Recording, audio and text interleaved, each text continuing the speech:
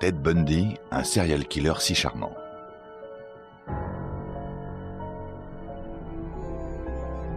Folie meurtrière. Cet été-là, d'autres étudiantes disparurent, aussi soudainement qu'inexplicablement. Ces disparitions avaient des similarités frappantes. Ainsi, elles étaient toutes blanches, minces, célibataires, elles portaient toutes un pantalon le jour de leur disparition, avaient toutes les cheveux longs avec la raie au milieu, et elles avaient toutes disparu tard le soir. À l'époque des disparitions, la police interrogea des étudiants qui mentionnèrent un homme bizarre, avec un bras ou une jambe dans le plâtre. Cet homme semblait avoir du mal à porter ses livres et demandait de l'aide aux jeunes femmes alentour. D'autres témoins parlèrent d'un homme étrange qui se trouvait dans le parking du campus, portait un plâtre et demandait qu'on lui donne un coup de main pour sa voiture, une coccinelle qui refusait de démarrer. Il est intéressant de noter que dans la zone où deux autres jeunes filles furent portées disparues, on avait également remarqué un homme portant un plâtre au bras ou à la jambe. Finalement, en août 1974, au parc national de Sammamish Lake, dans l'État de Washington, on découvrit les restes de plusieurs des jeunes filles disparues. On en identifia 2, ce qui était une véritable prouesse étant donné l'état des restes. Des mèches de cheveux de couleurs diverses, 5 fémurs, 2 crânes et une mâchoire. Les 2 jeunes filles identifiées étaient Janice Ott et Denise Naslund, qui avaient disparu le même jour, un 14 juillet. Les dernières personnes à avoir aperçu Ott étaient un couple venu pique-niquer non loin de là, et qui se souvenait avoir vu un beau jeune homme approcher la jeune femme. D'après ce que le couple avait pu entendre de leur conversation, le jeune homme s'appelait Ted et n'arrivait pas à charger sa barque dans sa voiture à cause du bras qu'il avait dans le plâtre. Il avait demandé à Ott de l'aider et elle avait accepté. C'était la dernière fois qu'on la voyait vivante. Alors que Denise Naslund passait l'après-midi dans le parc avec son petit ami et d'autres camarades, elle partit aux toilettes. Jamais plus on ne la revit. À l'heure où elle disparut, on vit un homme portant un plâtre approcher 2 jeunes femmes qui ne l'aidèrent pas malgré son charme. À l'inverse, Denise Naslund n'était pas femme à abandonner quelqu'un dans le besoin, surtout quelqu'un qui aurait le bras cassé. Et c'est cette bonté qui lui coûta la vie. Denise Naslund ne fut pas la dernière à disparaître pour être ensuite retrouvée morte. Maintenant, le tueur allait se déplacer vers d'autres États. Le shérif Louis Smith de Midvale, dans l'Utah, avait une fille de 17 ans qu'il prévenait souvent des dangers que l'on rencontre ici-bas. Il en avait trop vu tout au long de sa carrière et voulait protéger sa fille de toutes ces horreurs. Mais son pire cauchemar devint réalité en ce 18 octobre 1974, lorsque sa fille Melissa disparut. On la retrouva 9 jours après sa disparition, violée et étranglée. 13 jours plus tard, c'était Halloween. Laura M. avait été frappée à la tête et au visage par une barre de fer, et elle avait été violée. On déduisit de l'absence de sang à cet endroit qu'elle avait été tuée ailleurs. Mais à part son cadavre, il n'y avait aucun indice que la police soit en mesure d'utiliser.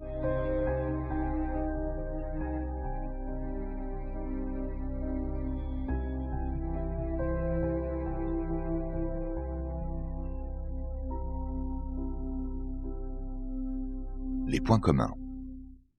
Ce furent les points communs de cette affaire avec les meurtres de l'État de Washington qui attirèrent l'attention de la police dans le cadre de l'enquête visant à déterminer le coupable de ces crimes affreux.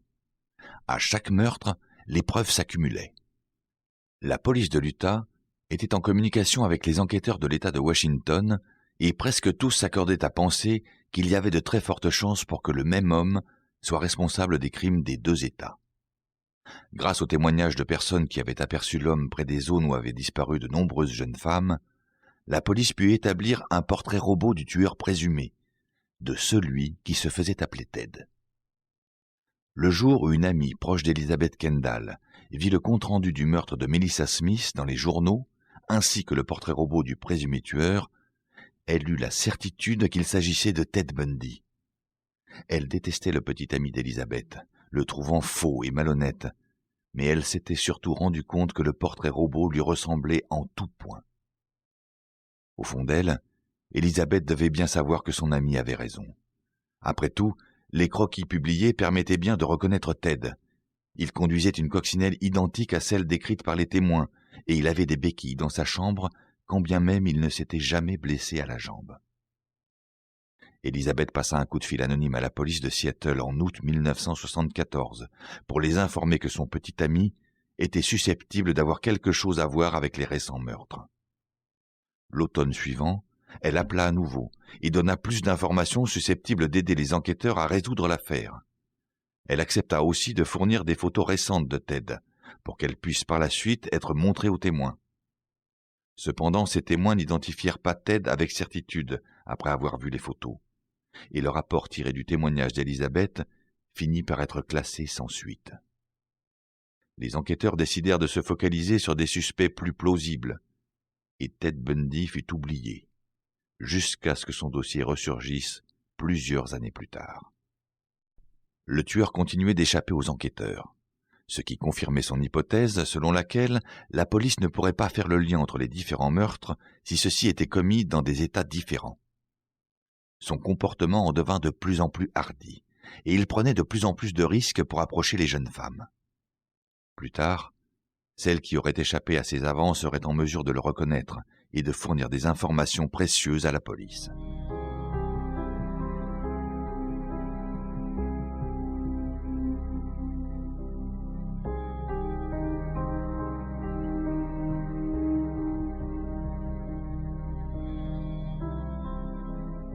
Le risque dans l'attaque. Le 8 novembre 1974, les enquêteurs eurent enfin l'occasion de faire un pas décisif dans l'affaire qui les avait tenus en échec pendant si longtemps. Ce vendredi soir, Carol Daronch, 18 ans, se vit approcher par un homme étrange mais plein de charme dans une librairie d'un centre commercial de l'Utah. L'inconnu lui dit qu'il avait vu quelqu'un essayer de voler sa voiture, et il lui demanda de venir avec lui dans le parking pour vérifier qu'il ne s'était rien passé de grave. Comme il avait l'air de contrôler la situation, Carol pensa qu'il faisait partie de l'équipe de sécurité du centre commercial. Arrivée à la voiture, elle put vérifier que tout allait bien et en informer son accompagnateur. Celui-ci, qui se présentait sous le nom du lieutenant Roseland, ne s'en contenta pas et voulut l'escorter au commissariat afin qu'elle identifie le voleur présumé et qu'elle puisse porter plainte. Il lui fit passer un badge doré devant les yeux et la fit entrer dans son véhicule. Une fois qu'il eut pris le volant, il partit rapidement dans la direction opposée de celle du commissariat, puis, après un court instant, arrêta brutalement la voiture. Carol Daronch commençait à paniquer. Le soi-disant policier la saisit soudain et tenta de la menotter. Daronch se mit à hurler de terreur. L'homme sortit alors un revolver et menaça de la tuer si elle ne s'arrêtait pas. Elle se retrouva par terre, en dehors de la voiture, puis plaquée contre la portière par le forcené. Celui-ci avait une barre de fer en main et s'apprêtait à la frapper à la tête. Dans sa terreur, Carol parvint à lui donner un coup de pied entre les jambes et à s'enfuir. Elle courut vers la route et arrêta la voiture d'un couple qui passait par là et se jeta à l'arrière. Elle était secouée de sanglots incontrôlables et leur dit qu'on venait d'essayer de la tuer. Ils l'emmenèrent immédiatement au commissariat. Les menottes pendaient encore à son poignet lorsqu'elle put informer la police de ce dont un de leurs hommes venait de se rendre coupable. Mais il n'y avait aucun policier du nom de Roseland dans cette circonscription.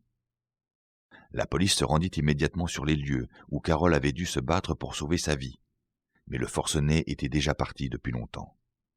Cependant, ils obtinrent la description du suspect, celle de la voiture, ainsi qu'une goutte de sang qu'on retrouva par la suite sur le manteau de la jeune fille. Le sang était du groupe O, comme celui de Ted Bundy. Le même soir, une metteuse en scène travaillant au lycée de Viewmont se vit approcher par un charmant jeune homme qui lui demanda de l'aider à identifier un véhicule. Elle refusa car elle était trop occupée à ce moment-là. Plus tard, il revint la voir et lui demanda à nouveau son aide. Elle refusa encore une fois. Elle trouvait que cet homme avait quelque chose de dérangeant, de presque effrayant, mais elle choisit d'ignorer sa présence pour se concentrer sur son travail. Debbie Kent était venue regarder la pièce avec ses parents. Elle quitta la salle avant la fin pour prendre sa voiture et chercher son frère parti faire un bowling. Elle dit à ses parents qu'elle reviendrait immédiatement les chercher, mais ils ne la revirent jamais. Elle n'était même jamais arrivée à sa voiture, qu'on retrouva vide dans le parking du campus. Nul ne savait où était Debbie. La police passa le parking au peigne fin et on découvrit une petite clé du genre de celle qu'on utilise pour ouvrir des menottes. Plus tard, on se rendit compte que cette clé correspondait parfaitement aux menottes avec lesquelles Daronc s'était enfui un peu plus tôt dans la soirée. Un homme préviendrait la police un mois plus tard pour leur dire qu'il avait vu une coccinelle quitter le campus sur les chapeaux de roue, la nuit où Debbie Kent avait disparu. Le 12 janvier 1975, Karine Campbell partit en voyage dans le Colorado avec son fiancé, le docteur Raymond Gadowski, et les 2 enfants de celui-ci. Karine comptait sur ses vacances pour rompre avec le stress du travail et pour passer davantage de temps avec les enfants. Ces vacances permettraient aussi à son fiancé d'assister à un séminaire. Un soir, alors qu'elle se reposait dans le salon de l'hôtel entourée de son fiancé et des enfants, Karine se rendit compte qu'elle avait oublié son magazine et remonta dans sa chambre pour aller le chercher. Gadowski et les enfants attendirent en vain son retour. Le docteur savait que son ami se sentait barbouillé ce soir-là. Aussi remonta-t-il à son tour dans la chambre pour s'assurer qu'elle n'avait pas besoin d'aide. Il ne la trouva pas. En fait, elle n'était jamais parvenue jusqu'à la chambre. Le lendemain matin, Gadowski appela la police.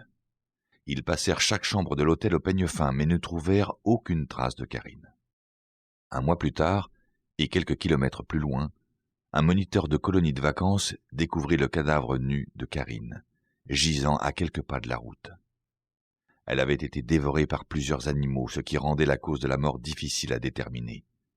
Néanmoins, il apparaissait nettement qu'elle avait subi de multiples fractures d'écrasement qui avaient dû lui être fatales.